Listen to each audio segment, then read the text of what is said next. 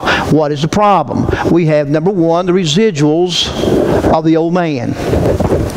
When God saved us, He did not eradicate the flesh. Have you noticed that? That the flesh still craves sinful things, the flesh still desires sinful things, and so forth and so on. Well, Paul is differentiating between the two here. He's going to break this little party up, and he's saying, in a practical way, I say that you're carnal. In a positional way, he said, I speak to you as if you're babes in Christ. So he does attribute them to being children of God, babes in Christ. Now, they're not mature believers, but they are believers. So as believers, there's a positional state of our being, and then there's a practical state. And at times, it may vary. For instance, there are times that you walk in the Spirit, in accordance to what He's teaching, what He's taught you, and His instructions and His power, etc., according to Ephesians. Then there are times that you're not so spiritual in the walk. You hear me? Now, I'm not excusing you. I'm just saying there are times that you're not. Measure your spirituality when your favorite team is losing. Measure your spirituality when the kids aren't behaving. Measure spirituality when you're broke. Measure spirituality when things happen in life that you just don't think are the right things. Somebody did you wrong. Measure it. Well, we find out real quick that we're not perfect. For instance, how many people, and don't acknowledge please, how many people have to deal with the problem of anger in their lives, resentment, bitterness, strife at times, by the way. Okay. Now the difference between us and a lost person to that is we're not permeated by that. That's not our character. That's contrary to our real character. But it is complementary to the character of the residuals of what we were before we were saved. Okay? Now, when he deals with this, he's dealing with, of course, he differentiates between the natural man and the spiritual man, and in reference to them being saved. So in the synonymous way here, when he talks about the spiritual, he's talking about it as if they were saved. So that's possessing, by the way, the spiritual just means that they possess the life of God within themselves, that God lives in them through Jesus Christ. And that's a basic definition of that. But let's move on here, and we'll get to the lesson here in a second. In 1 Corinthians chapter 2, verse 16, who hath known the mind of the Lord, that may he instruct him?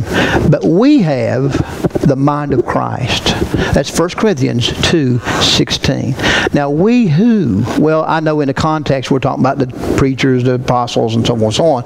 But really every believer can think like Christ. Let this mind be in you, which is also in Christ Jesus, etc., Philippians. So we understand that aspect of it, that we have the mind of Christ. Now, could I say that to a lost man?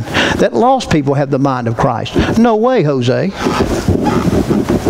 No way would I say that to a lost man. He doesn't have the mind of Christ. Now, why doesn't he have the mind of Christ? I mean, we're the same height, we're the same weight, with this, with that, da, da, da. Why would I say I have the mind of Christ and he does not have the mind of Christ? Well, he's never been born of the Spirit of God that gives him the mind of Christ. He has no ability, according to 1 Corinthians 2, 14 and 15, to even understand or comprehend the things of the Spirit of God. He doesn't have that.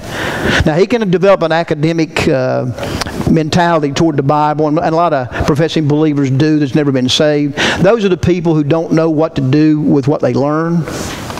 They have no wisdom. They're hearers of the word, but not doers, etc. On many occasions. They don't know what to do with what they hear or what they see. They don't know how to discern it. I said we'd talk about that in just a few minutes. But we have the mind of Christ. Now why? Because we have been saved. We that are saved have been born in the family of God. Now listen to this.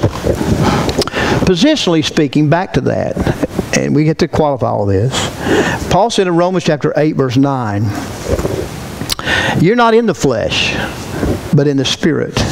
If so be that the Spirit of God dwell in you. Now, if any man have not the Spirit of Christ, he is none of his. That's just what I was saying. And if Christ be in you, the body is dead because of sin, but the Spirit is life because of righteousness. But the Spirit of him that raised up Jesus from the dead dwell in you, that he that raised up Christ from the dead shall also quicken your mortal bodies by his Spirit that dwelleth in you. Therefore, brethren, we are debtors not to the flesh, to live after the flesh. If you live after the flesh, you'll die. But if ye through the Spirit do mortify the deeds of the body, you shall live. For as many as are led by the Spirit of God, they are the sons of God, or the children of God. That's Romans 8, 9 through 14. So we understand that. So that's the difference between us, we that are saved, and those that are unsaved. Now, can we do some of the things that unsaved people do? You better believe it. Can they do the things that we do righteously? No. But we can do unrighteous things. Now, why? One more time. You need to get a hold of this because you can't play with it. This is not to be toyed with. This is dangerous. To walk around and live and permeate your life with sin and say, well, I'm just carnal. That's so destructible that anybody could see that, I think, or should be able to. But practically speaking, could we sin? Well, yeah, we could sin. Why? Because Paul says here that they're carnal, or sarkanos. We get the word sarcasm from this word, by the way, to cut the flesh and so forth. It means fleshy ones. It means the ones that are of the Adamic nature, still in the Adamic nature. It means those that are unsaved, the fleshy, that would be that connotation. This connotation in the context is that we're not characterized by sin, but yet we're able to sin. And here's how I know. Because he says, you're yet carnal, and I'll talk about that in a minute, whereas there's envy, strife, divisions, and you walk as men. Was that possible for a believer? Well, it must be. It must be possible for the believer. We must have that propensity, or potential, I should say. We have that, or Paul wouldn't be writing about it right here. How do these people do it? He's already acknowledged the fact they're babes in Christ. And now he comes along and he says, but they're carnal. I can't talk to you as spiritual. I have to speak to you as if it's flesh, and we have to relate, and everything has to be relevant to the body, and relevancy and so forth and so on. And they were those kind of people. But the point being, he said we're not characterized by sin, but yet we're able to sin. Here's the point that he's trying to make. The problem shows up with the envy and the strife, etc., etc., but it's not the problem.